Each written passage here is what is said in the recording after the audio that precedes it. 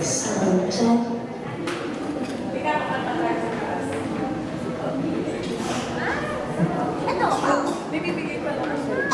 Check, praise, praise, sound.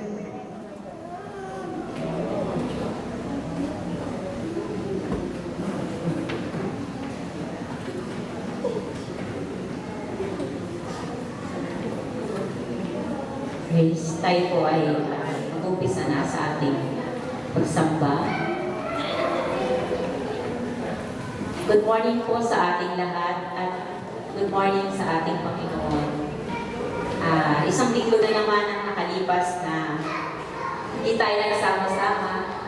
Kamusta po kayo mga kapatid? Naway nasa mabuti po kayong kalagayan. Sound check, praise, Pagpapala ng Panginoon ay palaging nandyan sa bawat isa sa praise, atin. praise.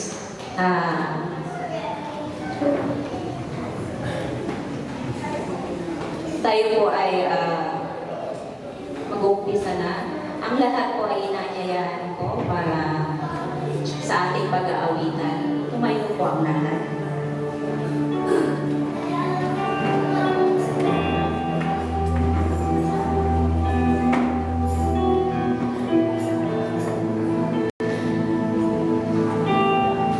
Yes, Jesus.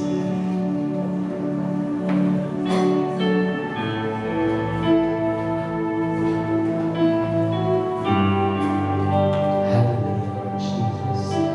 We worship you in this place. And Lord, prepare me to be a sanctuary, pure and holy, tried and true. With thanksgiving, I'll be a living sanctuary for you.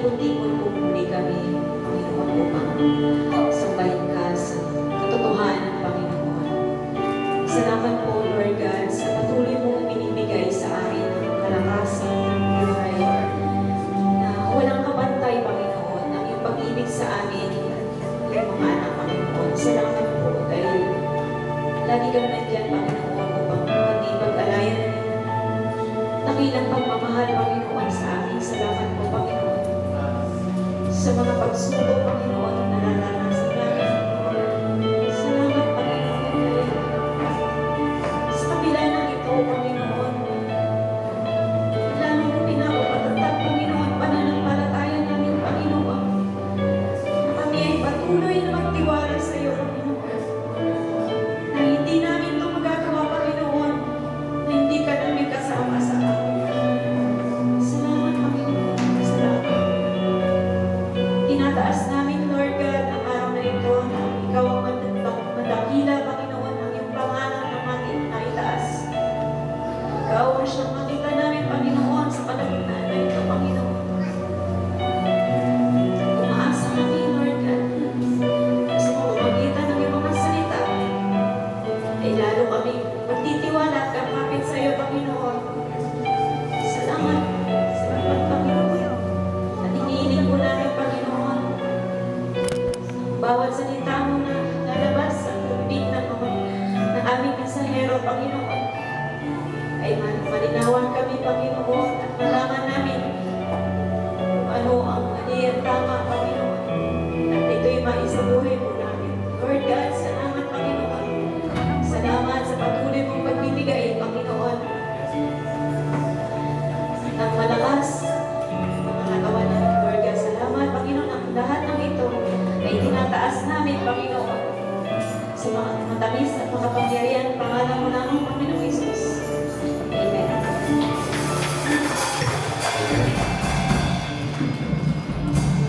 Bago tayo mag-umpisa sa ating pag-aawitan, nais ko lamang basahin ang salita ng ating Panginoon sa Magandang Balita Biblia sa awit 118 verse 1-4. Sabi dito, "Nahanda ako ngayon, O Diyos. Ako ay handa na magpuri at umawit ng awiting masisigla.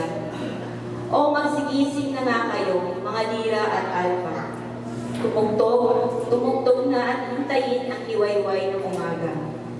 Sa gitna ng mga bansa, ika'y pasasalamatan, Yahweh. Ika'y pupurihin sa gitna ng mga hirap. Pag-ibig mo'y walang aliw at abot sa kalangitan. Nadarama sa itaas ang lubos mong katapatan." Purihin ang salita ng ating Diyos na buhay. Patunay na ang salita ng ating Panginoon ay buhay. Amen po ba? Kaya ang lahat po ay inaanyayahan ko na tayo po ay mag-awitan. Kaya tinatawagan ko na po ang ating kapatid na siya magmuna sa atin.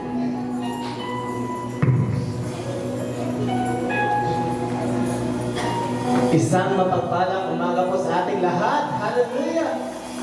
Amen. Amen. Alam ko na sa oras kong ito, ay excited na tayong gumising kasi araw ng Panginoon ito. Amen. Amen. Isigaw natin ang pangalan ng ating Panginoon Jesus ng 3 beses. 1, 2, 3. Jesus! Jesus! Jesus! Hallelujah! Isang malakas na palakpak at katagumpayan ng ating Panginoon. Because He deserves the highest praise, the highest worship, and the highest adoration. So, parang ito, hallelujah! Yes, Jesus! We give you glory, honor, and praise, Father. Yes, Lord. Ibalik natin ang pamumuhay at katagumpayan ng ating Panginoon. Yes, Lord Jesus. You know that I love you. You know that I want to know so much more than I have before. Yes, Lord. These words are from my heart. These words are God great. I'm always for you. I am devoted to you. Hey, hey, hey. You know it. I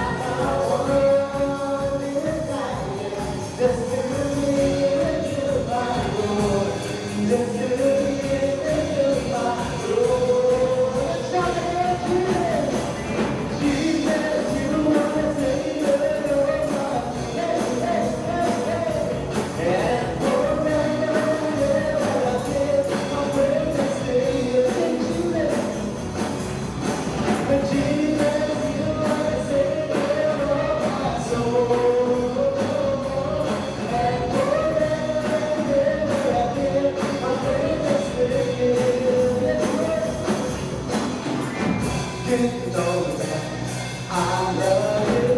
You know that I want to go so much more. Lord, I let you go. These words are from my heart. These words are my prayer. I live for you. I got to go back to you.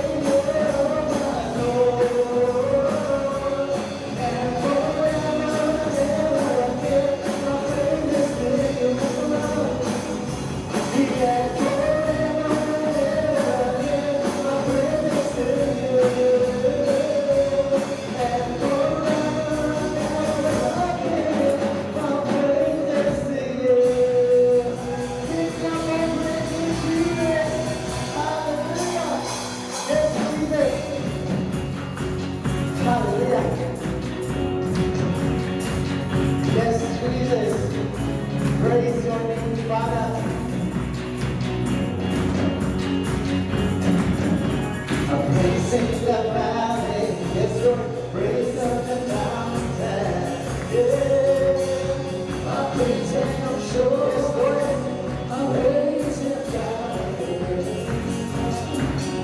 I will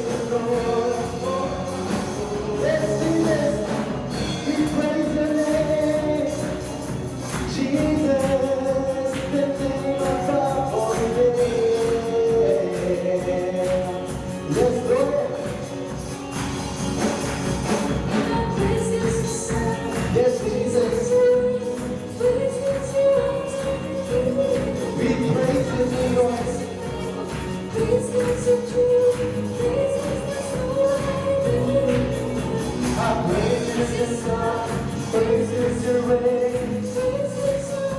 Defeated in rain, praise is your favor, praise is your truth.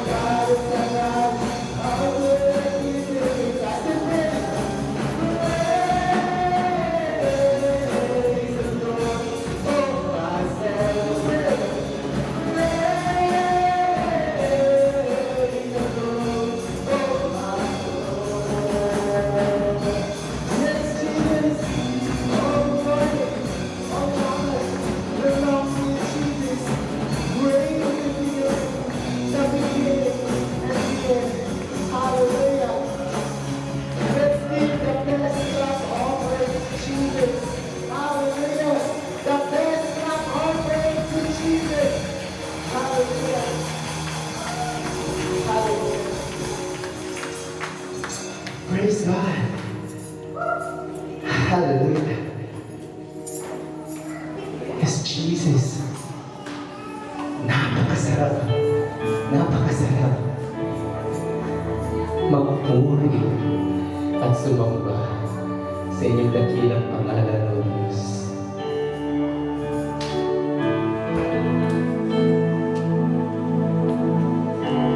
This time,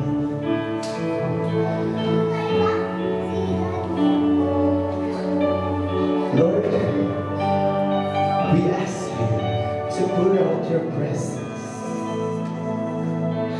Holy Spirit, just move this place. Jesus, you are always be the center. You are always be the center of my life. You are always be the center of this church.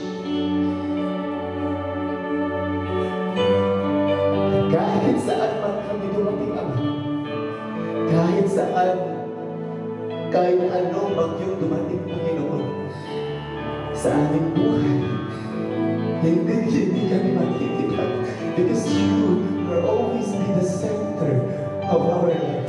You are the foundation of my life, Father. So this song, Jesus be the center.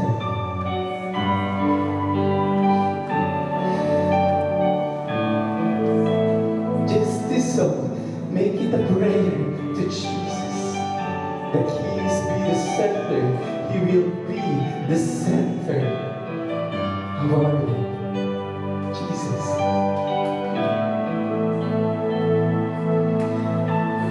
Jesus be the center of it all. Jesus at the center of it all. From beginning till the end, it will always be, it's always been you, Jesus. Jesus at the center. Jesus at the center of it all. Jesus at the center of it all. From beginning till the end, it will always be, it's always been you, Jesus. Jesus.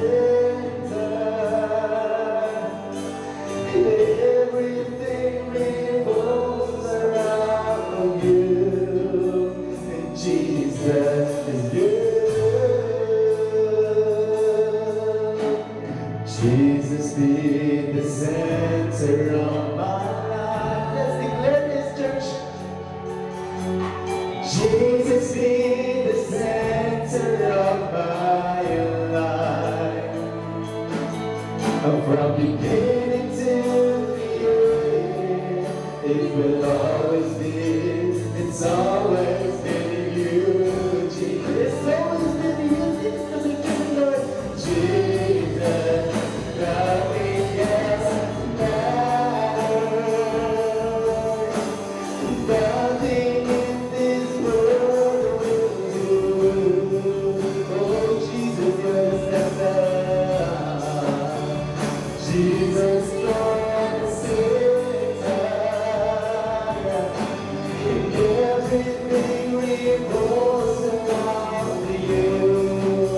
And Jesus, you. Nothing else matters. Walang iba, Panginoon, kundi ikaw lamang ako. Walang makapiligay sa amin ang saya, kundi ikaw lamang, Jesus. Jesus, be the center. And everything revolves around you. And Jesus, you. From my heart to the heavens, Jesus be the center. It's all about you. Yes, it's all about you. From my heart to the heavens, Jesus be the center. It's all about you. Yes, it's all about you. Jesus be the center of this church. Jesus be the center of this church. Yes, Jesus be the center of this church. Jesus be the center of this church. Every knee will bow. And every knee will bow, every tongue, and every tongue shall confess you, Jesus. Yes, Lord, I sing Jesus. Jesus, sing Jesus. Jesus, let's sing the name of Jesus. Jesus. Oh, Jesus. Jesus.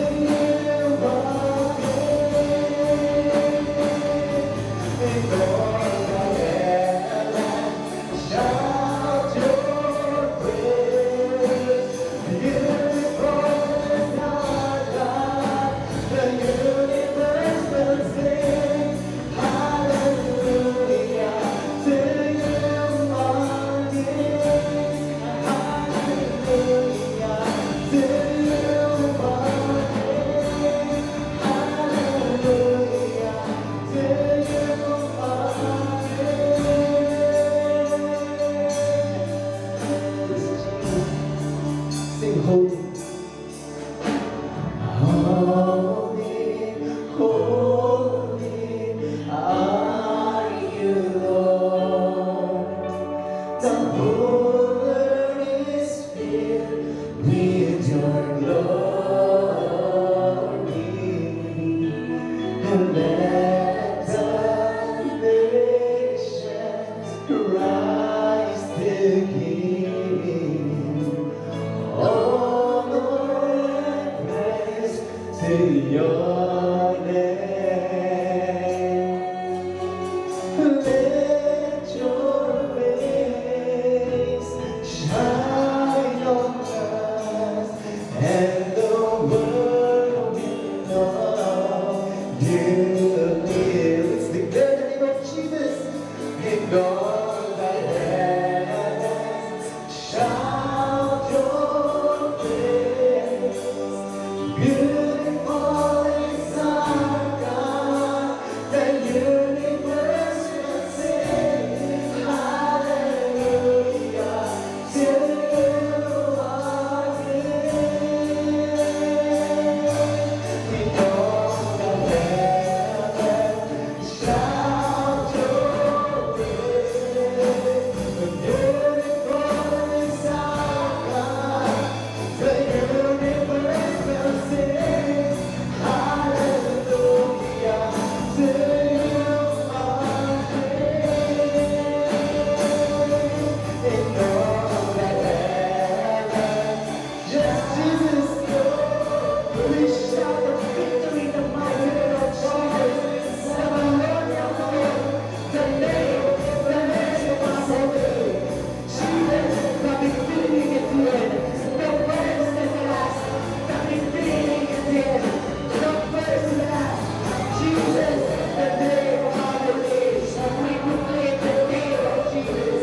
We proclaim the name of Jesus. Hallelujah. The name of Jesus. Jesus was Father. Jesus was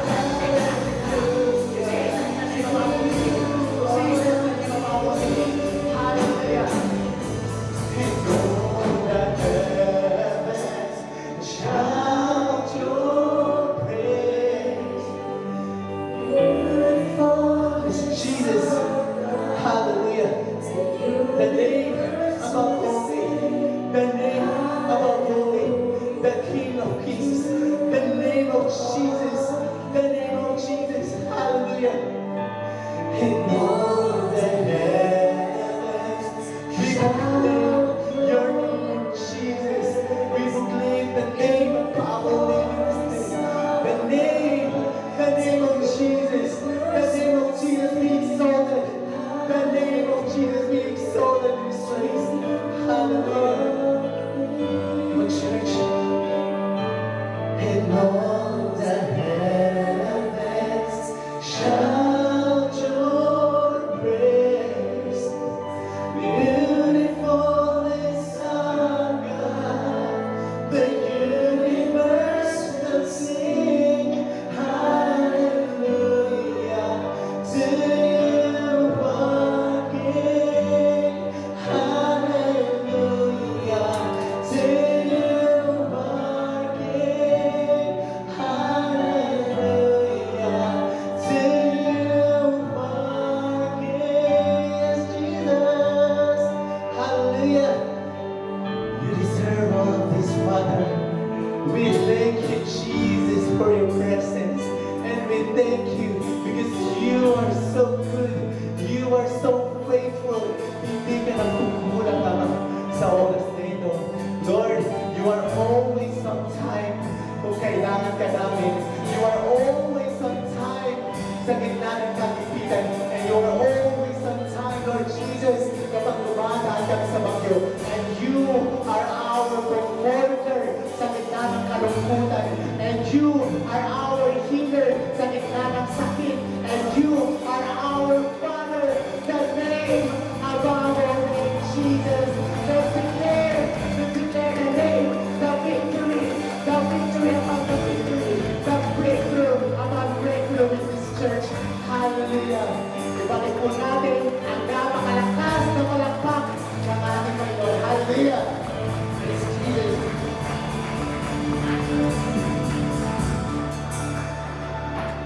Thank you sa napakagandang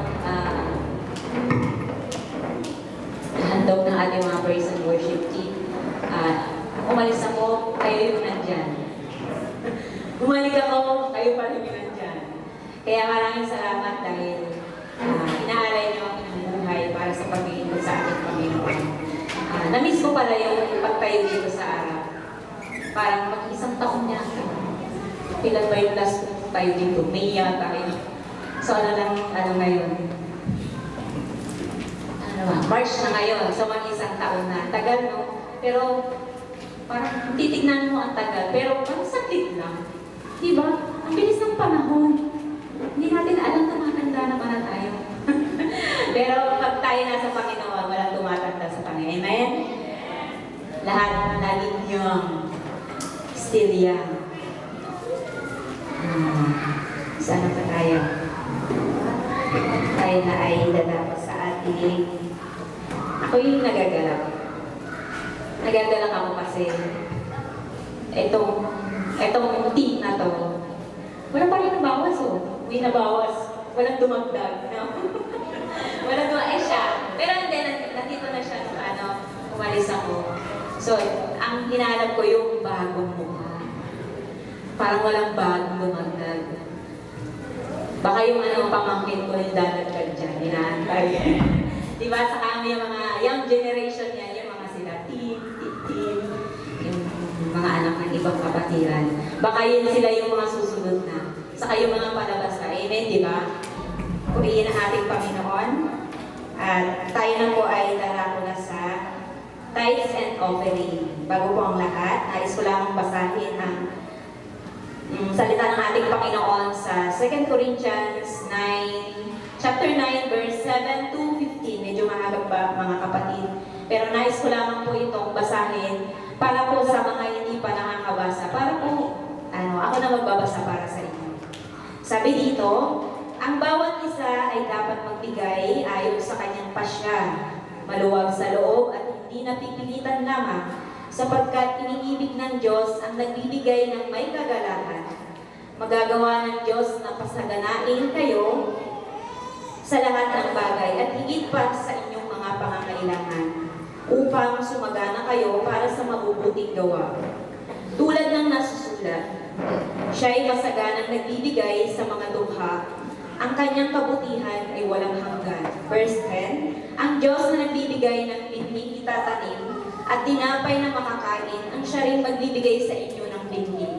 At magpapalago nito upang magbunga ng sagana ang inyong kabutihang loob. Pasasaganain niya kayo sa lahat ng bagay upang mas marami ang inyong matulungan. Sa gayon, lalong darami ang magpapasalamat dahil sa Diyos dahil sa inyong tulong na dadalhin namin sa kanila. Ang paglilingkod ninyo upang tumulong sa mga kapatid ay hindi lamang makakatugon sa kanilang pangangailangan, kundi maging dahilan pa ng pag-uumapaw na pasasalamat nila sa Diyos. Bukas palad niyong pagbibigay, ang bukas palad niyong pagbibigay sa kanila at sa lahat, ang siyang magpapatunay na matapat ninyong sinusunod ang magandang balita ni Kristo. Dahil diyan, magpupuri sila sa Diyos. Kaya buong pagmamahal nila kayo ipapanalangin dahil hindi masukat na kagandahang loob ng Diyos. Salamat sa Diyos dahil sa kanyang kaloob na walang kapantay. Dito sa salita ng Panginoon na aking binasa, naisip ko yung ako noon, nung time na yung walang-wala ka na, feeling mo hopeless ka, yung feeling mo wala ka nang malalapitan, di ba? Walang tutulong sa'yo. Pero, sabi nga dito sa kanyang salita, kapag tumatawag ka sa kanya at nagtitiwala ka na may magagawa ang Diyos sa buhay mo, hindi malayo, di ba? Kasi nagtiwala ka sa kanya eh. Kumbaga, inasahan mo na sa oras na yon, yung problemang kinakaharap mo ay masusolusyonan. Di ba? Sinabi niya, walang problema na hindi masusolusyonan. Kumbaga, yung salita dito, na sinabi niya, magtiwala ka lang at darating kung ano yung hinihingi mo sa Kanya. Hindi man ito yung time, hindi pa ngayon, Pero soon, ibibigay niya sa tamang pagkakataon at panahon. Naniniwala ako doon mga kapatid kasi dumating na ako sa point na parang feeling ko, bakit ganito? Parang ang hirap-hirap naman ng buhay. Pero meron siyang gagamitin ng tao na siya tutugon doon sa panalangin na akala mo hindi ibibigay. Pero kung nagtitiwala ka sa Kanya, malaki yung pananalig mo sa Kanya, walang imposible mga kapatid. Di ba? Yung mga prayers na matagal natin pinag-pray, hindi mo alam, nandiyan na pala, lapit-lapit na. Nananalangin ka, na akala mo hindi darating pero sumuko ka na. Na akala mo hindi binigay ni Lord yun, pero nandiyan na, malapit na. Malapit na sa pintuan ng bahay mo, pero ikaw yung nag-give up. Sinasabi lang dito na kung ikaw yung pananampalataya mo, kung makakapit ka sa Panginoon, 100% mga kapatid, hindi ka bibiguin ng Panginoon. Amen po yan. Amen po mga kapatid. Dumadaan man tayo sa napakalaking pagsubok ng buhay natin. Pero asahan mo ang Panginoon, tapat sa Kanyang pangako. Yun po yung lagi natin panghawakan. Dahil ang Diyos, hindi sinungaling. Sa mga pangako niya, hindi siya nangangako na pagdating ng panahon, mapapako, hindi po tao makakagawa nun. Pero ang Diyos, hindi niya po yun magagawa sa kanyang mga anak.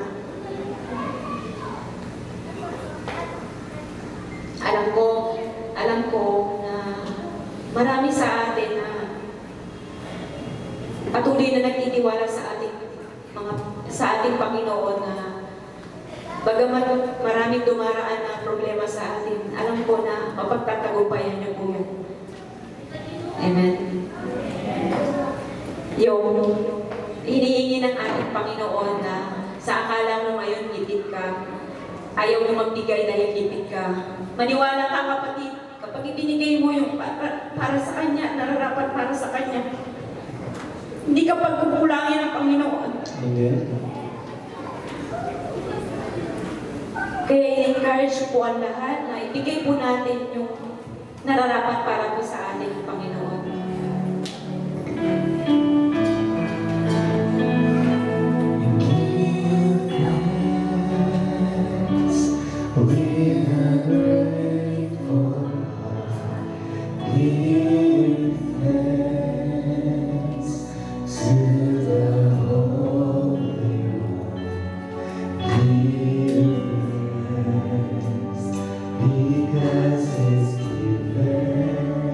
Jesus Christ, His Son, and come, let the weak say, I am strong, and let the poor say, I am rich, because of what the Lord has done for us. And now,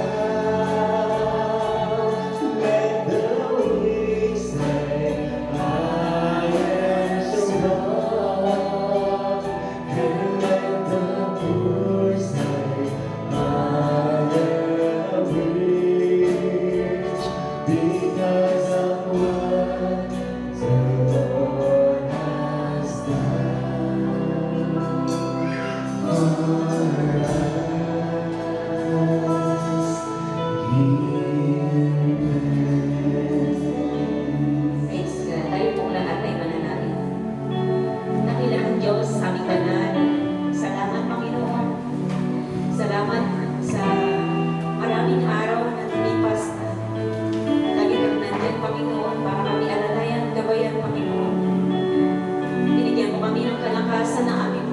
pisikal na pang katawan para makapagtrabaho, Panginoon.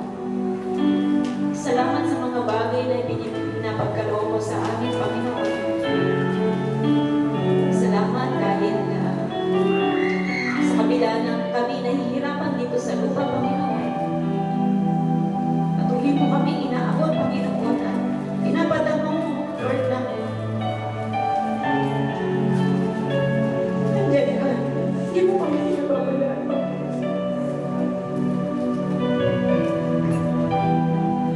salamat sa mga pagsubok na nagpapatatag sa amin.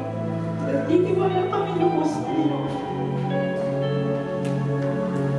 Na palagi namin ito magagawa dahil umaasa kami, Panginoon. Nalalagi kami nandiyan, Panginoon. Handa mong iabot ang iyong kamay.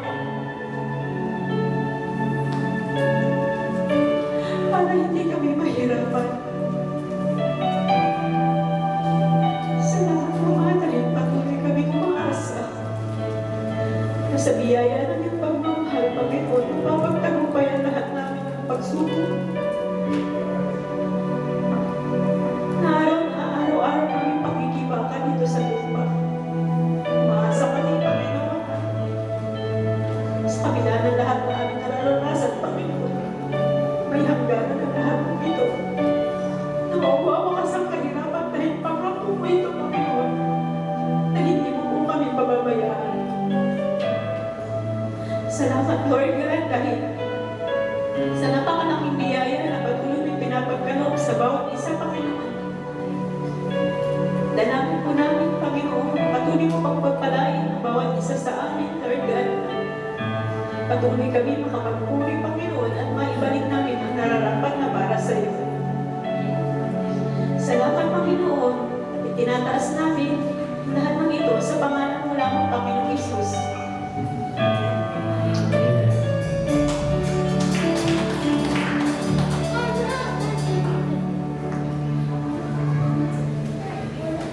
So, dahil na-miss ko kayo, hayaan niyo, umiyak ako. Hindi ko alam kung bakit, naisingit ko to dun sa devotion na ginawa ko.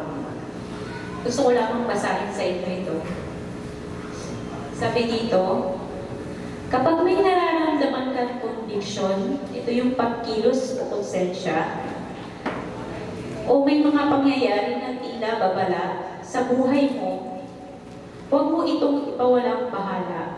Madalas, doon nagsasalita ang Diyos. Nararamdaman niyo ba minsan yung gano'n na parang gusto ko itong gawin, pero pinawalang bahala mo. Tapos, ay sayang, dapat ginawa ko na kasi yun yung conviction na dapat gawin mo. Diba? Kaso, hindi mo siya ginawa. So ngayon, nung nangyari to na alam mo, naging maganda yung resulta, nanghinayang ka ngayon, di ba? Yun yung tinatawag na conviction ni Lord. Na may mga bagay na pinapagawa sa atin, pero pinawalang bahala natin. Yun yung pagkilos ng konsensya mo, nawin na lang bahala mo. Sabi niya, naniniwala ba kayo doon? Yung conviction na di ba parang inuutos ng flesh natin, yung katawan, na gawin mo to sa umaga, gigising ako ng maaga. Kaso tinatalo ka ng antok mo. So, kumbaga, natalo ka nung inaantok ka, di ba? So, natalo ka ng antok. Hindi yung pagising mo ng umaga para mag-devotion ka o kung ano man yung pwede mong gawin ng oras na yon.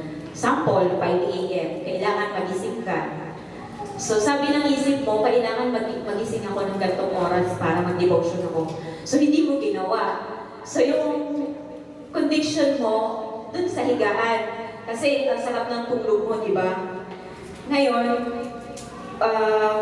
kung may nararamdaman kayong pagkaantok, hindi nyo ito mapigilan, isipin nyo na lang na hindi yun babala. Babala ni Lord. Yun ay babala ng kaaway. Sample na lang natin dito sa church. Diba, may tayo na pag nakikinig tayo sa mensahe ng Panginoon na hatid ng ating mensahero, tinatalo tayo ng inaantok tayo, di ba? So, anong conviction yon? Yung konsensya ng ano natin, parang nagpapatianod ka doon sa gawain ng kaaway. Diba? Kasi ang sasabihin niya doon, yun ay babala ng kaaway na kapag di ka tutulog, mahihilo daw kayo. So, di ba, syempre, iniisip ko, kailangan kong biglit kasi mahihilo ako. So, nagmiminsaya ang ating pastor dito sa harap. Yung conviction mo na, para dyan si pastor, magsalita ka lang dyan, pastor. At dito ako, basta ako, humihindip ako. Ganon nila. Gawain nyo ng kaaway, mga kapatid. So, yung mensahe ng ating mensahero, hindi natin mapapakinggan. Siyempre, sino ba ang tulog na makakarinig ng pag nag-uusap? Di ba wala? Tulog ka. Anong nasa isip mo? Di ba pag tulog, wala kang kamalayan? Tama? Wala. Di ba? So, yung ibibigay sa atin ng pagpapala sa araw na ito, hindi mo siya matatanggap, di ba? Teka lang, meron pa pala tayong batian, di ba? So, I'm so excited.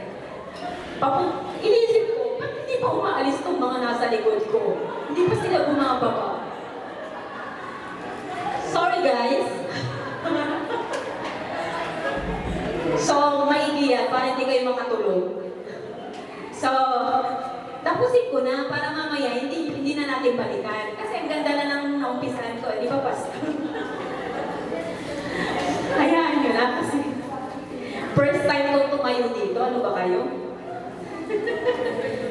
Kaya wag po natin hahayaan na si Satan ang mag-convict sa atin para hindi tayo Kapakinig ng salita ng ating Panginoon. Iwasan po natin yung distraction.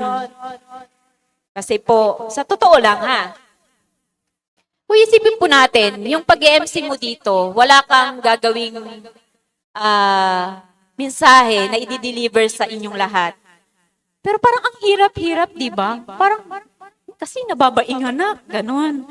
Tapos anong isasabihin ko? Baka mamaya magkamali ako. Ganon ang nasa isip o kaya kabado ka, di ba? Tama? Pero kung tutulugan natin yung pastor natin, tapos, ulimutan pastor, mansalita kilabat ditan. O di, parang ano naman yung ating pastor. Pumuna nila. Bato-bato sa langit po Pero may time talaga na ganun po tayo. Pero ang sinasabi ko po dito, yung conviction po na dapat ay isipin po natin yung ating, kung bakit tayo nandito. Siguro ito yung ewan ko, kasi last ko ng yung pagbabasa, yung sumagi lang sa isip ko, siguro yun yung gusto niya iparating. Kasi alam mo, iba ganun pastor, akin na ugit kayo Di ba? Minsan, siguro, sinasabi ni pastor yun, ewan ko, pero dapat yung mga tumatayo din dito, sila din yung sa akin. Pero wag niyo mamasamain mga kapatid. Pero ito ay totoo po lamang. Kaya, kanta na kayo. Inaanyayahan ko po ang lahat na tumayo. At tayo po ay magbatian.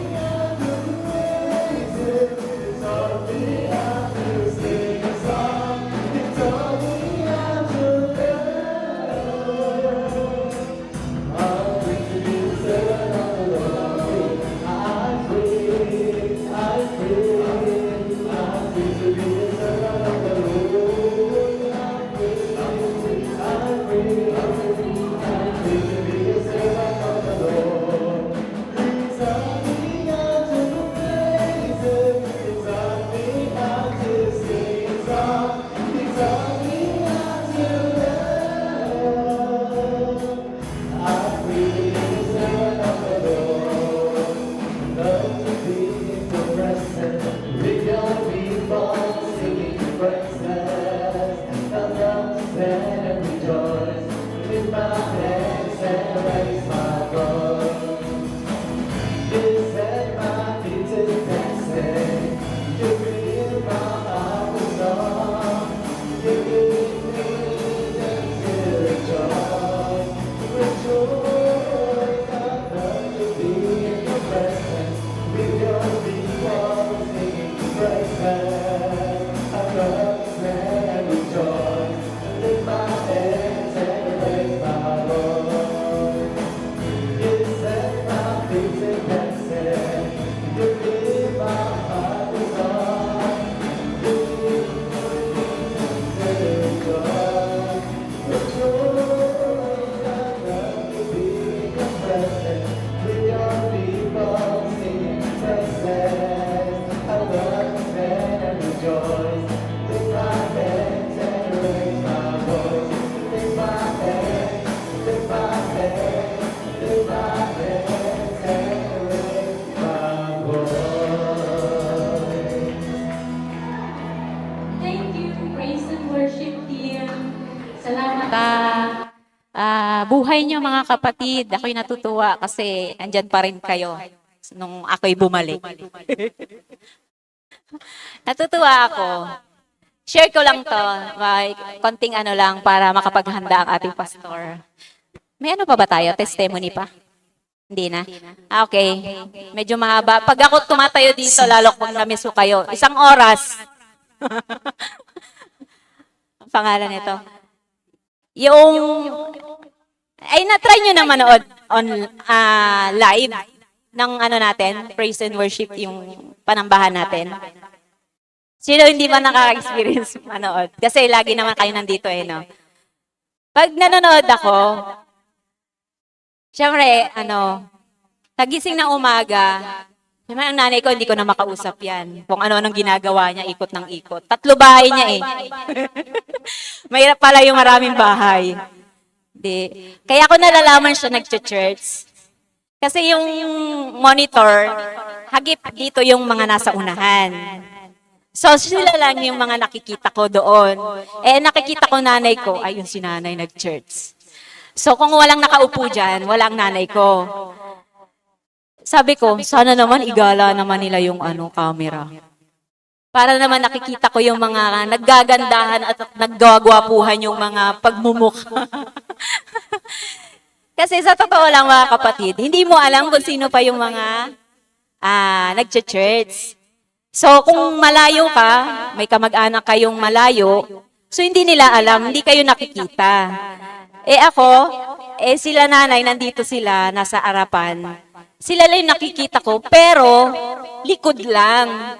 Siyempre, kahit likod lang, pagkabisado mo yung tao, kilala mo na, alam mo na siya yon. Pwede ba yun na, Brother Jeff, yung, ewan ko lang suggestion lang. Kasi dati, nag-pray ako noon, wala pa kayo dito. Sana magkaroon kami ng, yung monitor ba, na kahit hindi ka nag-church, kahit nasa malayo sila, meron kang mababalitan. Kumbaga, parang nakakapag-church din. Hindi mo nami-miss kung ano yung nangyari sa church. Yun yung prayer ko noon, na sana magkaroon. Hindi ko naman inisip na may darating na Brother Jeff saka Sister Jen na darating dito na sila yung, hindi ko alam kung siya lahat ang pasimuno dito. So, nagkaroon tayo, di ba? So, yung mga nasa ibang bansa, sila Madam Rita, hi Madam Rita, sila Brother Lino, yung asawa ko, nakikita nila yung nangyayari dito kasi meron tayong live, di ba? So, ang gusto kong mangyari ngayon, prayer ko ba to o request? Gusto ko, yung nakikita ko yung mga mukha nyo magaganda. Di ba? Ang ganda. Kasi alam nyo, nakikita ko, yung likod. So, hulaan nyo, sino to? So, kung hindi mo siya kilala, hindi mo lalaman kung sino siya. Kung, anong tawag doon pa sa Pangasinan? Pag mo kabisado, so, tsura ng hindi mo talaga siya malalaman kung sino yon. Especially yung mga kabataan na mahilig umupo sa likod. Bakit anong meron sa likod na wala sa harap? Ba't ayaw nilang pumunta sa harap? Tingnan mo, ilang seat dito, saka na kayo lumipat kapag si Madam Rita umuwi na. Parang ayaw nilang, ano yun yung seat ni Madam Rita. Sa totoo lang, ako din. Pangalawang seat ako, pero bakit ayaw ko lumipat dyan? Sabi ko, ano kayang meron dyan sa harap na wala sa likod? Sabi ko, tanungin ko kayo, anong meron dyan sa likod na wala sa harap? At anong nasa harap na wala sa likod? Oh, simple lang. Kasi yung mga anak ko dati, ganyan din. Nagtatago sila. Siguro yung iba, mga nagchichismisan, ano? Oh, yung nagkakalbitan, antiin pa nga mo na niman. Nilam. Oh, ganon. Lalo lang mamaya, pag chika-chika. Siyempre, hindi kayo nagkita-kita, di ba? Oh. Pwede ba yun, Brother Jeff? Yung meron tayong monitor na harap sa kalikod? Para makita natin kung sino yung natutulog at dilat ang mata. Hindi, sa totoo lang, ang ganda-ganda niyan tignan. Lalo, ako pag nanonood ako, sana makita ko yung mga mukha ng mga to. Sino yung mga bago? Ako sa inyo, kasi syempre, ito lang nakikita, yung ulo lang. Hanggang dyan, kay Dr. Value lang, yung nakikita. So, sila lang yung present, absent kayo lahat. Di ba? Kahit yung pag nagpa-praise and worship na tayo, yung igagala yung nakikita mo kung sino yung mga alive. Ang ganda-ganda niyang tignan. Pag ako nanonood, nasa kwarto ako, nagpa-praise and worship ako mag-isa doon. I don't care kung makita nila akong sumasayaw doon mag-isa. Pero ang ganda niyang tignan, promise. Pag yung mga nanonood ng live, syempre nakikita yung mga nagpa-praise and worship. Lalo na kung kumpleto yung upuan, walang bungi-bungi. Ang ganda-ganda niyang tignan, di ba? Yun lang. Sinabi ko lang yung 8 buwan na ganun yung na-observe ko, na palaging likod ng mga nakaupo dito sa harap, yung nakikita ko. Tapos si pastor, yung mga nandito sa harap, yun lang yung mga namimiss mo kung ano yung mga nakikita mo tuwing Sunday. Yung mga batang yan, dati nung umalis ako, baby pa. Naglalakad na. Di ba? Masasabi mo na lang na, ang bilis ng panahon.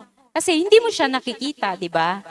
Pero kung yung live natin may ganon, iniisip ko ganon mangyari. Pero in God's will, di ba? Di ba? Yung ating monitor na isa, ba't namatay na? Di ba? Sira na yan, Brother Jeff. Bibili tayo ng bago, malaki. Di ba, Pastor? Para yung mga malabo ang mata, kitang-kita yung mga di ba? Yan, purihin ang ating Panginoon sa kabutihan niya. Hinihiling ko ang inyong atensyon. Yung ating mensahero ay paakyat na dito at magbabahagi ng kanyang salita. Nais ko lamang po na bigyan po natin ng magandang pagbubukas ng ating mga tenga at damdamin para po maintindihan po natin ang mensahe ng ating Panginoon. Kaya tinatawagan ko na po ang ating mahal na pastor, walang iba kundi si Pastor David E. Agbuya.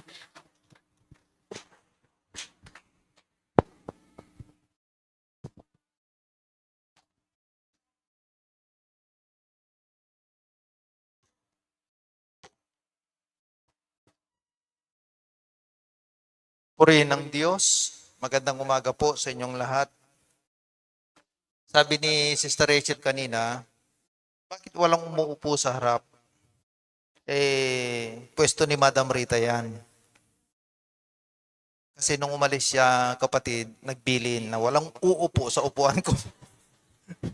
Madam, alam ko nanonood kayo. Pinapatawa lang, kulang po kayo. Purihin ng Diyos sa kabutihan ng Panginoon sa bawat isa sa atin. Isang tanong ng ating kapatid, ano yung wala sa likod na wala sa harap? Ang nakita ko ay, dyan sa likod kasi, nagkikwentuhan sila, pinag-uusapan kung magkano na raw yung presyo ng gasolina ngayon. Pero mga kapatid, Alam ko na yung mga iba't ibang issue sa buhay natin, sa bansa natin ay mangungusap ang Panginoon sa umagang ito. Kaya hindi na po ako magtatagal. Ang ating pong teksto sa umagang ito ay matatagpuan po natin sa aklat ng Juan. Juan, Kabanatang 6, talatang 1 hanggang 13.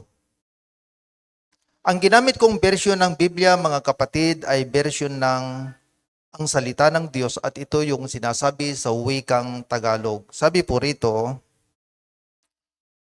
pagkatapos nito, tumawid si Jesus sa lawa ng Galilea na tinatawag ding lawa ng Tiberias. Sinundan siya ng napakaraming tao dahil nakita nila ang mga himalang ginawa niya sa pagpapagaling ng mga may sakit. Umakyat si Jesus at ang mga tagasunod niya sa isang bundok at naupo roon. Malapit na noon ang pista ng mga Hudyo na tinatawag na pista ng paglampas ng anghel. Nang tumingin si Jesus, nakita niya ang napakaraming taong papalapit sa kanya. Tinanong niya si Felipe, saan tayo makakabili ng pagkain para pakainin ang mga taong ito? Tinanong niya ito upang subukan si Felipe, kahit alam na niya ang kanyang gagawin. Sumagot si Felipe, sa dami po nila, ang 8 buwang sahod ng isang tao ay hindi sapat para pakainin ng kahit tigkakaunti ang bawat isa. Sinabi naman ng isa sa mga tagasunod niyang si Andres, na kapatid ni Pedro, may isang batang lalaki rito na may 5 tinapay at 2 isda. Pero kakasya ba naman ito sa dami ng tao? Sinabi ni Jesus, paupuin ninyo ang mga tao. Umupo naman ang mga tao dahil madamo sa lugar na iyon. Ang bilang ng mga lalaki lang ay 5,000 na. Kinuha ni Jesus ang tinapay at nagpasalamat sa Diyos pagkatapos ipinamahagi ito sa mga tao. Ganon din ang ginawa niya isda. At nabusog ang lahat. Pagkakain nila, sinabi ni Jesus sa mga tagasunod niya, tipunin niyo ang lahat ng natira para walang masayang. Tinipon nga nila ang natira mula sa 5 tinapay na ipinakain sa mga tao at nakapuno sila ng 12 basket. Purihin ng Diyos sa pagkabasa ng kanyang salita at hinihiling ko mga kapatid na tayo yumuko at tayo'y manalangin sa Diyos. Purihin ang iyong dakilang pangalan, Panginoon. Karapat-dapat ka na pag-alayan ng lahat ng pagsamba at pagpupuri dahil kayo po yung Diyos na lumalang ng langit at lupa. Kayo yung Diyos na pinagmumulan ng lahat ng bagay. Kayo yung Diyos na wala po kayong hindi kayang gawin. Kaya maraming salamat po, Panginoon, sa kalakasan na naman nakaloob mo sa amin, sa buhay na muling ibinigay mo sa amin. At Lord, salamat po sa iyong mga salita namin pong nabasa at amin pong pagbubulay-bulayan ngayon. Hinihiling po namin, patuloy po kayong kumilos at manguna. Ang iyong alipin, Panginoon, ay walang magagawa kung wala ka, kaya kayo po ang patuloy na mangusap at makialam. Huwag niyo pong hahayaan, Panginoon, na uuwi po kami sa aming kabahayan na hindi po daladala ang mga pagpapalang nagmumula sa inyo. Salamat, Panginoon. Ito po ang aming panalangin sa pangalan ni Jesus na aming Panginoon. Amen. Purihin ang Diyos. Kung babalikan natin yung naka-underline dyan, naka-bold, sabi niya doon sa verse 7, sabi niya, sumagot si Felipe, sa dami po nila, ang 8 buwan na sahod ng isang tao ay hindi sapat para pakainin ng kahit tig kakaunti ang bawat isa. Sa talatang siyam, sabi doon, may isang batang lalaki rito na may 5 tinapay at 2 isda, pero kakasya pa naman ito sa dami ng tao. Kaya sa ating pong teksto sa aklat ng Juan, Kabanatang 6, talatang 1 hanggang 13, ay makikipag-usap ako sa inyo sa temang sa panahon ng kawalan ay may kasaganaan sa piling ng Diyos. Sa panahon ng kawalan ay may kasaganaan sa piling ng Panginoon. Mga kapatid, marami na tayong napag-aralan, mensahe ng Panginoon, lalo na pagpatungkol sa krisis, na yun nga yung kinakaharap natin ngayon. Pero kung minsan, mga kapatid, katulad din tayo ng mga apostol, ng mga alagad ng Panginoon, na kahit may mga himala ng ginawa ang Panginoon, kung minsan ay parang hindi na nakakalimutan natin agad. Kaya mga kapatid, magpapaalala po ang temang ito na sa panahon ng kawalan ay may kasaganaan sa piling ng Panginoon. Napakahalaga po yung dalawang huling salita, piling ng Panginoon. Sa Mateo, Kabanatang 6, talatang 26, wala dyan, Raisa? Introduction lamang yan.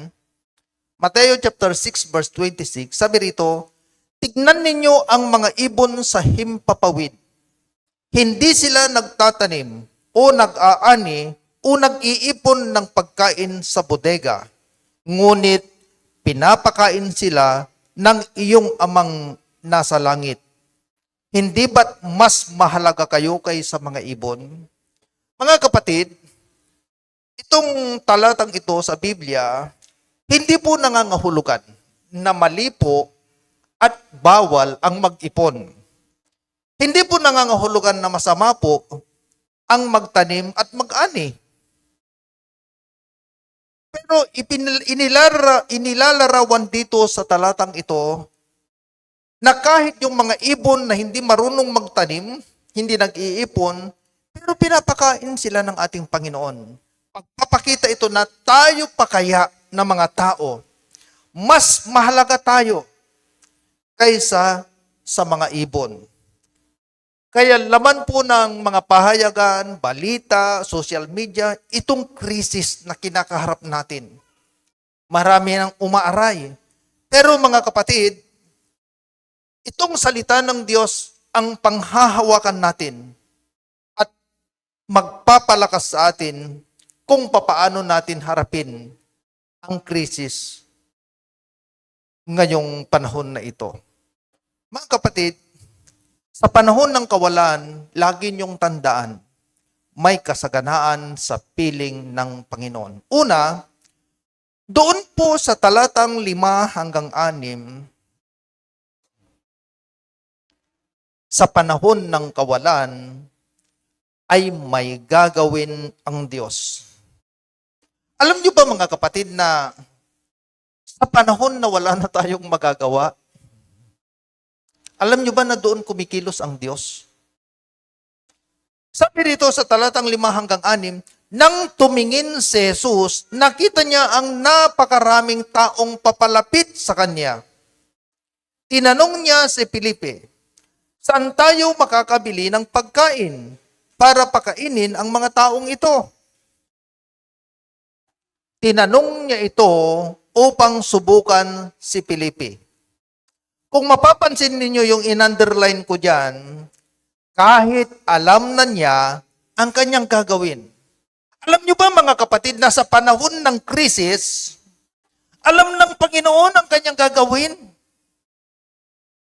Sa panahon ng kawalan, alam ng Panginoon ang kanyang gagawin. Pero kung minsan, sinusubukan niya yung pananampalataya natin. Kung paano tayo magtiwala sa Panginoon. Kung paano po tayo magdepende sa Panginoon. Kaya mga kapatid, huwag tayong matakot. Laging alam ng Panginoon ang makakabuti sa kanyang mga anak. Lagi niyong tandaan mga kapatid, na sa panahon ng kawalan ay may gagawin ang Diyos. Pangalawa, sa panahon ng kawalan ay huwag pagdudahan ang magagawa ng Diyos. Dito kung minsan nakakaproblema tayo. Kung minsan kahit paulit-ulit, marami na tayong naranasan. Marami nang ginawa ang Panginoon sa buhay natin. Pero kung minsan, hanggang ngayon, pinagdududahan pa natin. Doon sa talatang 7 hanggang 9, sabi doon, sumagot si Felipe. Sa dami po nila, ang 8 buwang sahod ng isang tao ay hindi sapat para pakainin ng kahit kakaunti ang bawat isa. Mga kapatid, matagal nang kasama ng Panginoon si Felipe. Matagal nang kasama. Pero itong senaryong ito, mayroon pang pagdududa. Umiral yung kanyang pagiging mathematician. Sino yung mga mathematician dito? So, mathematician yan eh. Yung mga, ang kurso nila ay engineering, architect, yun yung mga magagaling. Pero kahit ang course ni Doc ay sa medical, mathematician din yan. Mga kapatid, umiral yung pagiging mathematician ni Felipe. Nagkwenta ka agad. Dahil nakita niya yung napakaraming tao, ang estimate ay 5,000. Lalaki lang yun. Sabi ng ibang mga book, kasi nasulat po itong teksto natin sa aklat ng Mateo, sa aklat ng Marcos, sa aklat ng Lucas, at dito sa text natin sa aklat ng Juan. Nasulat. May iba-ibang pagkakadescribe doon sa pangyayari. Pero lahat ay nagsasabi na 5,000 lalaki lang, pwera pa ang mga babae at mga bata. Ibig sabihin, kung kwentahin talaga, maaaring mag times 2 mahigit. Kasi alam naman natin na laging magpartner ang babae at lalaki. Kaya, pwera pa yung bata. Ibig sabihin, dagdag pa yun. Kaya, kung minsan, dahil sa nakikita natin, kung minsan, doon pumapasok yung pagdududa. Dahil sa, magaling tayong magkwenta. Magaling tayong magkwenta, magaling tayo sa arithmetic, pero kung minsan, sa pananampalataya, kulang tayo. Ito yung problema kay Felipe. Kung minsan ganyan tayo, nag-aalala, Panginoon, ano na kayang mangyayari sa amin?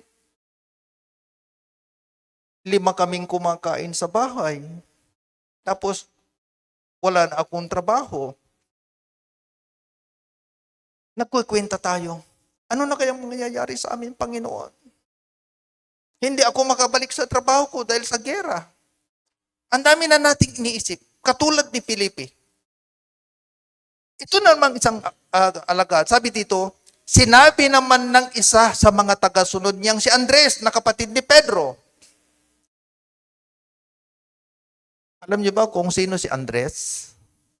Siya po ang unang-una na disciple na nakakilala sa Panginoon. Mas nauna pa siya kaysa Pedro.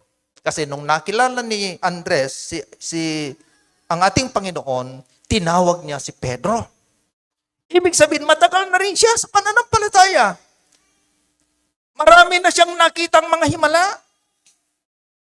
Pero sabi niya, may isang batang lalaki rito na may 5 tinapay at 2 isda. Pero, kakasya ba naman ito sa dami ng tao? The same. Pareho sila.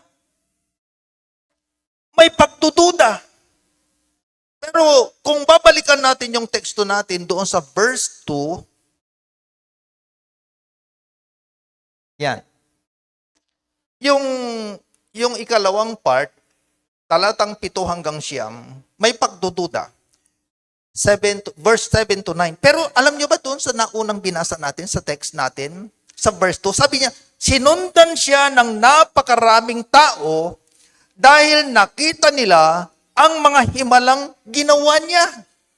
Ibig sabihin, maraming himala ang na ginagawa ang Panginoon. Hindi na bago ito, pero bakit may pagdududa pa rin? Bakit may pagdududa pa rin? Kaya mga kapatid, sabi ko nga sa inyo, babalikan natin yung pandemic. Isa yun na pinakamahirap na pinagdaanan natin.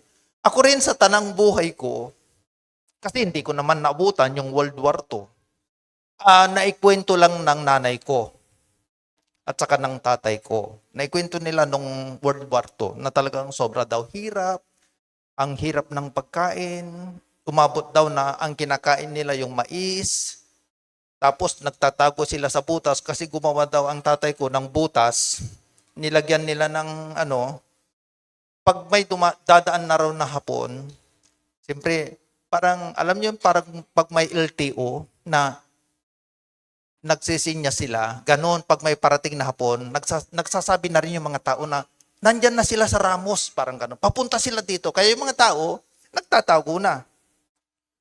Talagang ang hirap daw talaga. Napakahirap. Pero hindi ko naabutan yun. Pero ang naabutan ko talaga na pinakamalala, naabutan ko rin yung pagputok ng Mount Pinatubo. Grabe din yun, di ba? Nagdilim ang langit, sobra. Nung dati, dumadaan kami doon sa Banban. Banban yun, Dok, no? Yung may maraming akasya noon. Tapos nung bumalik ako doon, after ng grabe. Yung mga akasya, yung lumabas, yung mga sangal lang sa taas. Tapos yung mga bahay talaga natabunan sa kapal ng yung volcanic ash. Ang daming taong nahirapan sa Mayon Volcano, sa saan yun sa Tagaytay, Jade? Yung bundok sa Tagaytay, malapit. Taal Volcano, di ba? Grabe rin yung dinaanan nila. Sunod-sunod na. Tapos yung mga bagyo, grabe, nung dumang bagyo, maraming bagyo. Grabe yung naranasan ng mga tao. Yung Yolanda. Pero dito sa atin, ang pinakamatindi na naranasan nating krisis ay yung pandemic. Kasi ang bagyo kasi kung minsan umabot lang ng ilang araw and then rehabilitation kung minsan makuha sa 1 taon. Pero yung pandemic ay medyo matagal. Almost 3 years. At yung 3 years, hindi tayo nakabangon agad. Pero kung balikan natin, mabuti talaga ang Lord. Walang ginutom sa atin. Actually, sa Balangay Church, ito yung maganda. Tayo ang tumulong. Marami tayong natulungang mga kapatiran, mga tao na magpadala. Walang nagkulang. Pero itong mga kapatid, itong pangyayaring ito, itong 2 alagad, nawa hindi na tayo matulad sa kanila. Sa panahon ng kawalan, huwag nating pagdudahan yung magagawa ng Panginoon. Alam nyo ba na nung panahon ng New Testament, mayroon ng Old Testament, alam na nila yung kwento nung nagpakain ng Panginoon ng mana doon sa ilang. Nagbigay ng maraming pugot, nagkaroon ng tubig doon sa disyerto. Alam na nila yon. Alam nila yung nangyari kay Elias. Kasi naisulat na yung Old Testament. Pinakain siya ng Panginoon sa pamamagitan ng uwak. Tapos sa pamamagitan ng babaeng balo, hindi nagkulang si Elias. Ang ginamit pa yung babaeng balo. Yung last text natin nung last Sunday. Pero itong si Felipe at saka si Andres, umiral yung pagdududa. Kung minsan kasi mga kapatid, ito, mag-ingat tayo. Kung minsan mas nangingibabaw yung talino natin sa galing natin kaysa sa pananampalataya natin. Pero dapat, kahit magaling tayo, matalino tayo, walang problema doon. Hindi masama yun, maganda yun. Pero dapat nandito lang, mas mangingibabaw at mas mataas pa rin kahit anong mangyari yung pananampalataya natin. na sa panahon ng kawalan, may magagawang Diyos. Kaya huwag nating pagdudahan, mga kapatid. Huwag nating pagdudahan. Pangatlo, sa panahon ng kawalan ay maging kalmado sa piling ng Diyos. Napansin nyo na puro ang ginamit ko, piling. Ibig sabihin, kailangan tayong maging malapit sa Panginoon. Magpapat sa Panginoon. Maging kalmado. Ano ba yung sinabi niya sa Psalms chapter 46 verse 10? Be still and know that I am God. Alam niyo ba yung be still? Sa Pangasinan, mandeun. Mandeun kalabat. Sa panahon ng kawalan, maging kalmado sa piling ng Diyos. Sa talatang 10, sabi diyan, sinabi ni Jesus, paupuin ninyo ang mga tao. Umupo naman ang mga tao dahil madamo sa lugar na iyon. Ang bilang ng mga lalaki lang ay may mga 5,000 na. Mapansin nyo yung word na paupuin ang mga tao? Diba? Anong ibig sabihin nun? To relax. Maging kalmado. Mandeun labat. Yun po yung ibig sabihin. Kaya sabi ng Panginoon, na itong mga alagad na aburido, hindi, alam nyo ba nung yung mga nandoon sa Mateo, Marcos, Lucas, aburido sila. Sabi ng ibang mga alagad, Panginoon, pauwiin mo na sila. Kasi gumagabi na.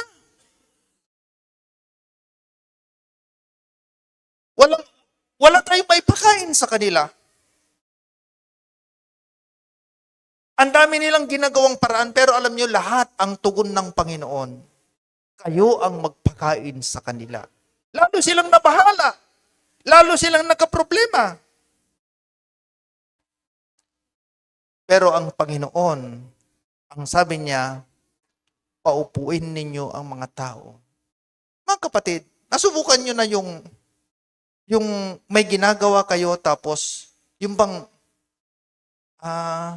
hindi nyo matapos-tapos or medyo magulo or medyo, yung bang hindi nyo nasusolusyonan dahil natutuliro na kayo, pagod na, tapos namamali-mali tuloy yung ginagawa, yung nagakram ka na.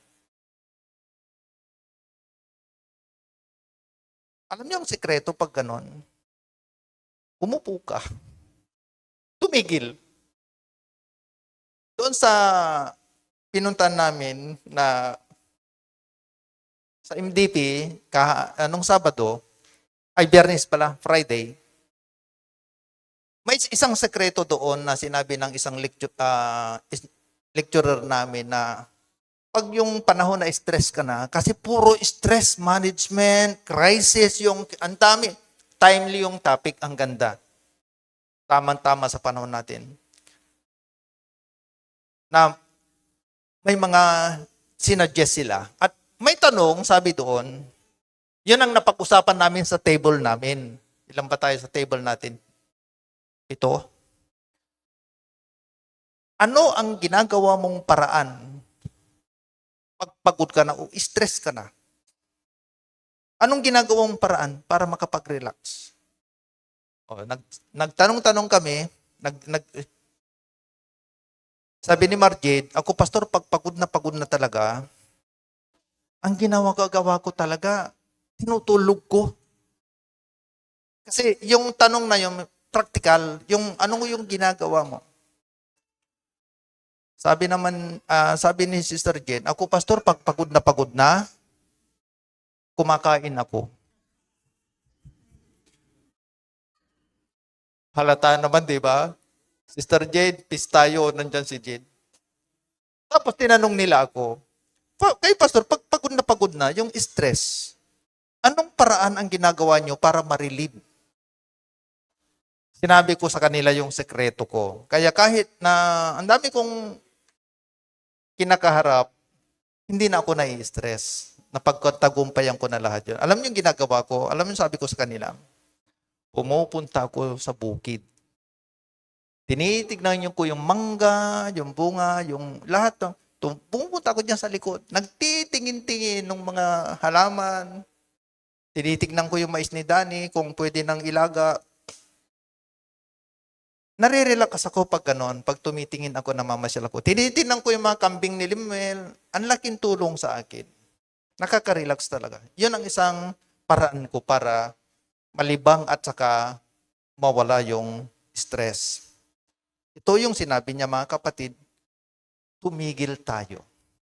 Alam nyo, isa ito na napakaganda doon sa napag-aralan namin na kaya pala dinisenyo ang Sabbath day ay kailangan talaga nating magpahinga. Kailangan talaga bigyan natin ng oras ang katawan natin. Itong senaryo dito, itong mga alagad, hindi nila alam ang kanilang gagawin. Aburito. Bir nyo naman. Sabi ng Panginoon, kayong magpakain sa kanila. Pero itong mga alagad, alam na alam nila na kulang or walang pagkain or meron man, bir nyo, 5,000 lalaki lang, 5 tinapay at 2 isda.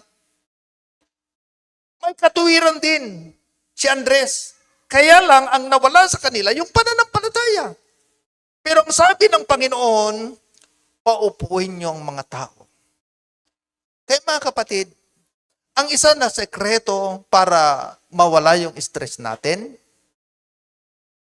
tumigil po tayo. Umupo, magpahinga. Pang-apat, sa panahon ng kawalan, ay matutong magpasalamat sa Diyos. Kahit sa panahon na walang-wala, dapat matuto tayo na magpasalamat sa Panginoon. In good times and in bad times. Dito po sa talatang 11, kinuha ni Jesus ang tinapay at nagpasalamat sa Diyos. Pagkatapos, ipinamahagi ito sa mga tao. Ganon din ang ginawa niya sa isda. At nabusog ang lahat. Doon sa aklat ng Marcos, nung sabi niya, kinuha ni Jesus ang tinapay,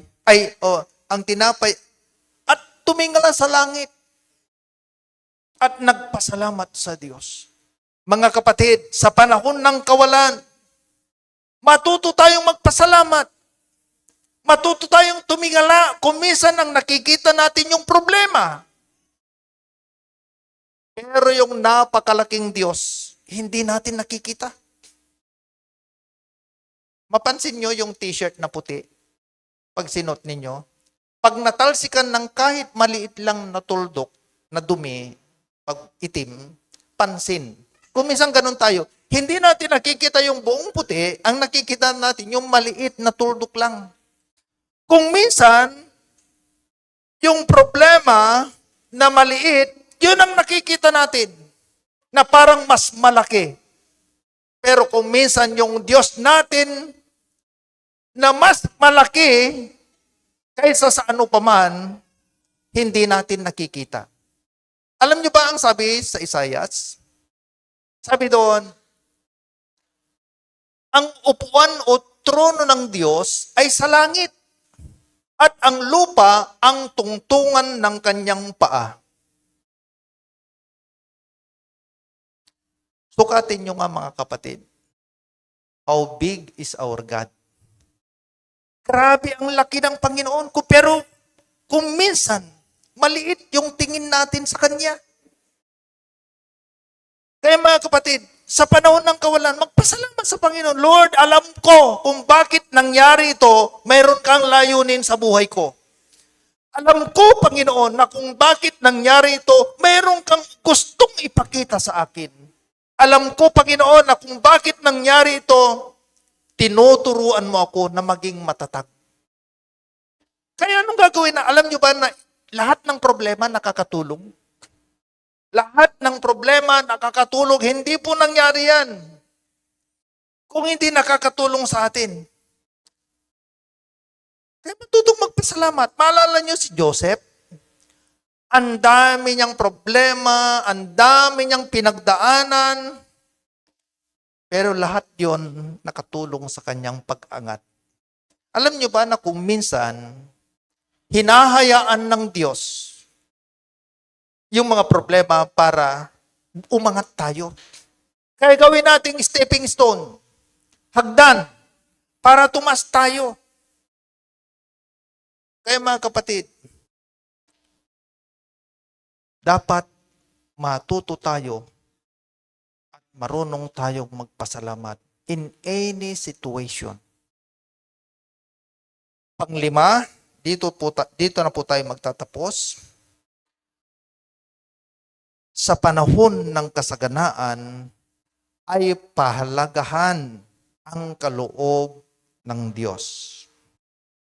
Kita natin yan sa talatang 12. Anong sabi diyan?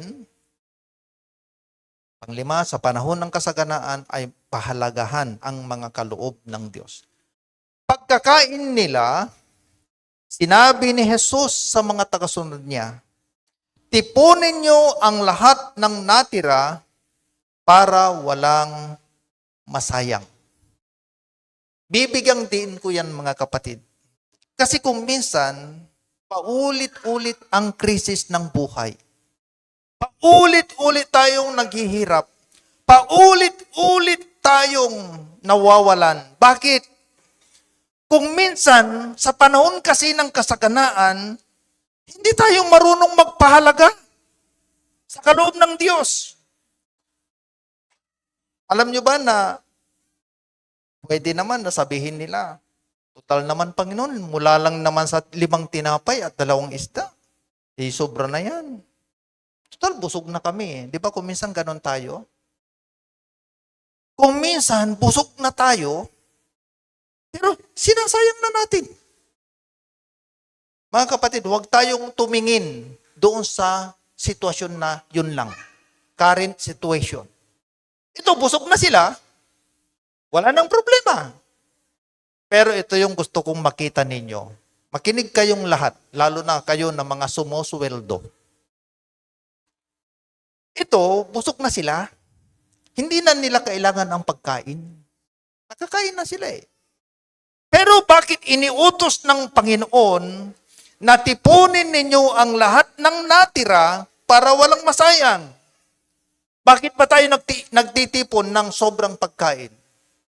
Para mayroong para sa mamaya. Ibig sabihin, sa panahon ng kasaganaan, pahalagahan natin, tinuturuan tayo ng Panginoon na marunong magpahalaga sa mga blessing niya sa atin. Kaya kung minsan, pinapadaan tayo sa krisis. Hinahayaan ng Diyos na kung minsan nawawalan tayo ng pera. Hinahayaan ng Diyos na kung minsan walang-wala talaga. Para sa panahon na meron, marunong tayong magpahalaga. Ang Panginoon to wala namang problema sa Panginoon eh. Kasi pwede naman na sa susunod, meron na naman eh. Pero hindi. Pinapahalagahan niya, ipinakita niya yung dapat magpahalaga tayo sa lahat ng kanyang blessing. Na kahit sa ngayon ay hindi pa natin kailangan. Hindi po masama mag-impok or may mangisinop na para na ani. Hindi po masama yun. Ito ginawa ng Panginoon. At mga kapatid, ayaw ng Panginoon na mayroong nasasayang. Tandaan ninyo. Ayaw ng Panginoon na may nasasayang. Ito ang kwento sa lolo namin. Malapit na yung reunion natin, mga agbuya. Ito yung kwento ng tatay ko na ugali ng lolo ko. Ang sabi ng tatay ko, alam mo ba, ang lolo mo, pag kumakain kami noon, nung bata pa kami, ayaw niya na may natitirang, may mikmik Tagalog. Yung tira, momo. Ayaw niyang may natitirang momo sa plato. agtulabay ng laki mi, so walay natitilak, yamikmik, plato utin o may, walay kara-kara, mikmik, agdalabay, lalo, dakal. Magagalit daw siya. Alam niyo, sabi daw niya, ag mo gagawantan taong barong sugrasya. Di ba ganun yung mga matatanda, Dok, noon? Mga ninuno natin, grabe silang magpahalaga. Pero alam nyo ba na dahil sa pagpapahalaga nila noon, kaya narating natin yung narating natin ngayon. Pero kung minsan, hindi tayo marunong magpahalaga doon sa mga sakripisyo nila. At aral na iniwan sa atin. Kung minsan umaasta tayo, parang hindi tayo nauubusan. Kung minsan kung umasta tayo, parang hindi tayo nawawalan. Alam nyo ba na yun ang dahilan? Kaya kuminsan hinahayaan ng Diyos na kuminsan wala kang pera. Kasi hindi ka marunong magpahalaga sa pera. Kung mayroon, inupupot. Inuubos. Bahala na bukas. Pero mga kapatid, ang Lord, lalo na yung mga bata, ang daming, ito yung problema. Mga bata daw ngayon, kabataan, puro ang hirap ng timplahin, ang hirap turuan, pero hindi ako naniniwala doon. Bumalik tayo sa salita ng Diyos. Laging tayong bumalik sa manual ng buhay.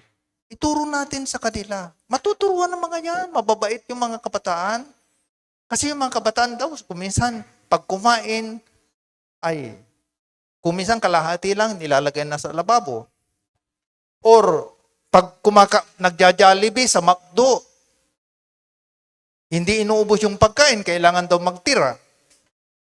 Pero mga kapatid, sa panahon ng kasaganaan, ay pahalagahan ang mga kaloob ng Diyos sa atin. Alam nyo, ito yung isang, pasensya na kayo Duka, kasi yung nanay nila, isang napakagandang ehemplo. Alam ko yung kwento ng nanay niyo, Dok, na medyo mahigpit sa pera, pero pag kailangan naman, bukas. Pero yung mga bagay na hindi naman mahalaga, mahigpit siya. Pero, walay ipipirindandalin, mangipirindakad nanay ng Dok, walay napirindaan to. Numangka ko lang kay balag, wala. Pero, yung buhay niya, napakasimple. Pero pag bibiglaan mo siya, kahit ilang libo, meron siya. Ibig sabihin, ito yung napakaganda na attitude ng mga ninuno natin, yung mga magulang natin, lolo natin, lola natin. Napakamasinop nila sa pera. Hindi sa katulad natin ngayon na napakabulagsak natin. Kung umasta tayo, parang hindi tayo naubusan. Hindi ganun. Ang Panginoon, ayaw niya na may nasasayang. Kung minsan may pera tayo, kailangang ubusin. Pero mali yun, mali yun mga kapatid. Hindi nalulugod ang Panginoon. Kaya kuminsan, umbabarong. Tama yung sinabi ng lolo ko, sabi niya umbarong sugrasya. Pwede magtampo. Kaya mga kapatid, pahalagahan natin ang kaloob ng Diyos. Lahat, any opportunity, ano bang meron tayo, ano bang posisyon, pahalagahan natin. Kaya sabi ko sa isang kapatid na natulungan siya, sabi ko, huwag kang makakalimot kasi ang isipin mo, hindi mo narating yan kung wala yung taong yon. Huwag ka na, kung meron siyang paminsan-minsan, medyo magbigay ka. Marunong tayong magpahalaga. Sa panahon ng kawalan, ay may kasaganaan sa piling ng Diyos. Kaya mga kapatid, huwag kayong matakot. Itong dinadanas natin, huwag kayong matakot. Huwag tayong matakot. Lagi niyong tandaan, may kasaganaan sa piling ng Panginoon. Anong gagawin natin? Lumapit tayo sa source. Lumapit tayo sa pinagmumulan. Alam nyo, pag malapit kayo sa kusina, magiging katulad ninyo si Sister Jane, malusog. Anong ibig kong sabihin? Pag malapit tayo sa Panginoon na siyang source ng pagpapala, hindi tayo magkukulang. Ang kulang lang kung minsan, pinagdududahan natin siya. Nawawalan tayo ng pananampalataya. Kaya mga kapatid, huwag niyong kalilimutan. Habang kinakaharap natin itong krisis sa mundo natin, sa bansa natin, lagi niyong tandaan, sa panahon ng kawalan, ay may kasaganaan sa piling ng Panginoon. Una, sa panahon ng kawalan, lagi niyong tandaan, may gagawin ang Diyos. Pangalawa, sa panahon ng kawalan, huwag pagdudahan ang magagawa ng Diyos. Pangatlo, sa panahon ng kawalan, ay maging kalmado sa piling ng Diyos. Pang-apat, sa panahon ng kawalan, ay matutong magpasalamat sa Diyos. At panglima, sa panahon ng kasaganaan, ay pahalagahan ang mga kaloob ng Diyos. Hiniling ko pong tayong lahat ay tumayo. Hallelujah. Yes, Jesus. Hallelujah. Habang tayo nagpupulay-pulay, hiniling ko sa mga musician na pangunahan tayo sa isang awitin. At habang umaawit sila, kapatid, huwag kang matakot. Huwag kang mag-alala. Itong kinakaharap nating krisis ng buhay, nandiyan ang Panginoon. Huwag mong pagdudahan ang kaya niyang gawin. Huwag mong pagdudahan ang kakayahan ng Diyos.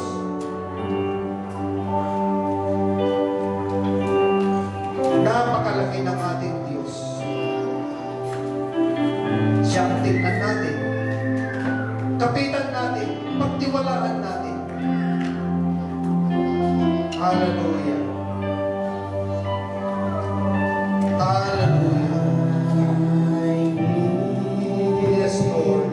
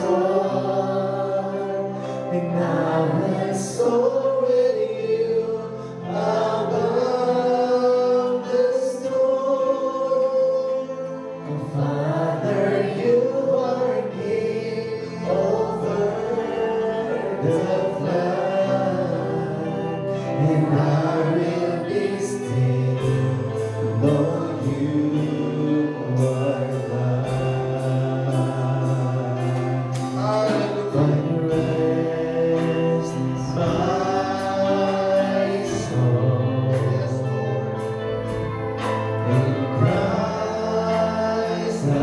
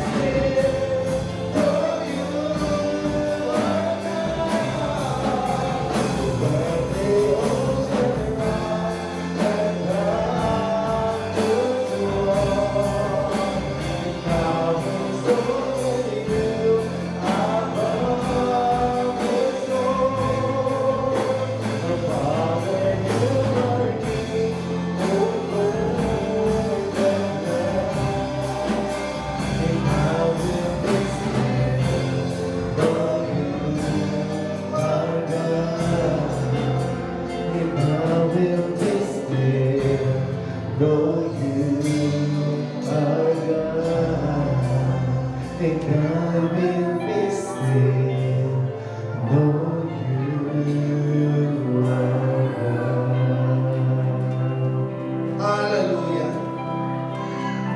Maraming salamat po, Panginoon. Maraming salamat. Lord, salamat po sa mensahe ngayong umaga.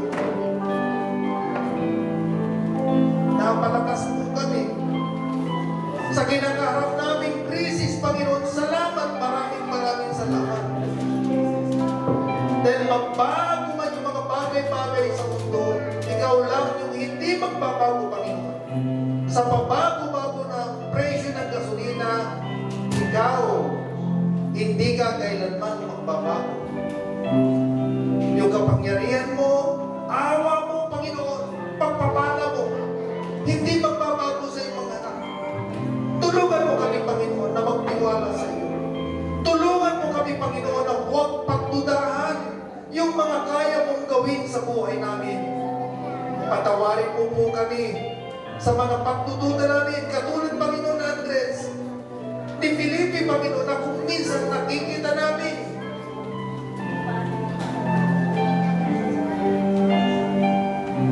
yung procedure, pero yung solution na ikaw yun, Panginoon, hindi natin nakikita. Kung minsan nakadepende kami, Panginoon, sa mga bagay-bagay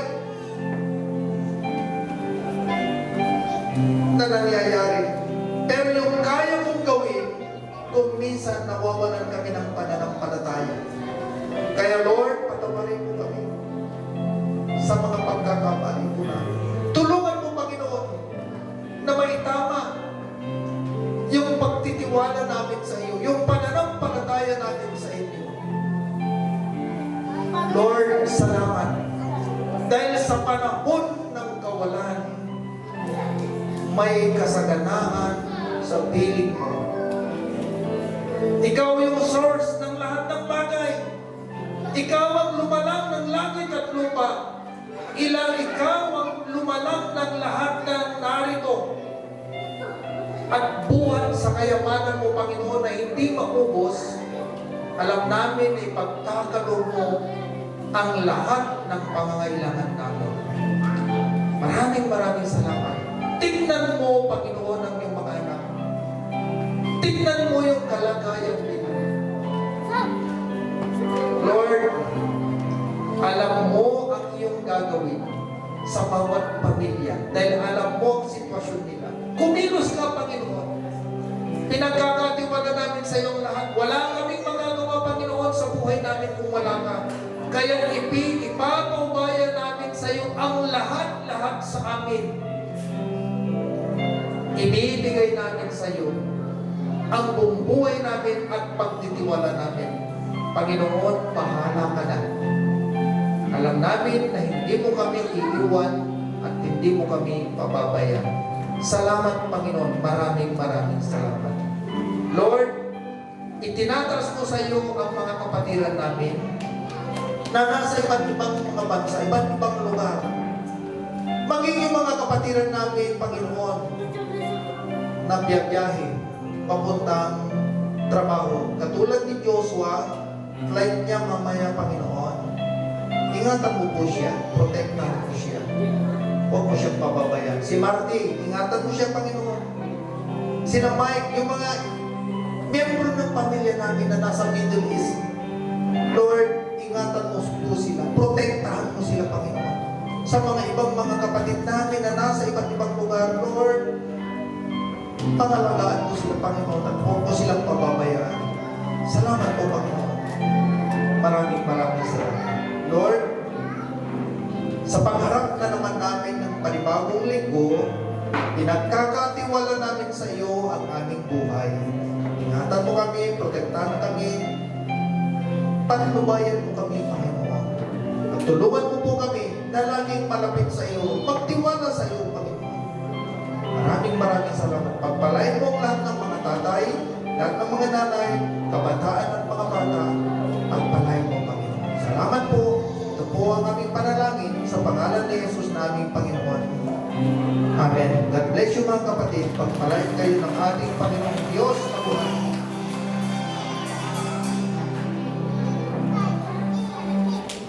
We are so blessed and thank you so much, Pastor, for delivering the words of God that gives us strength at magpatuloy at lumaban sa hamon ng buhay. Once again, let's give the best praise to Jesus. Hallelujah. Yes, Lord. Hallelujah, Jesus.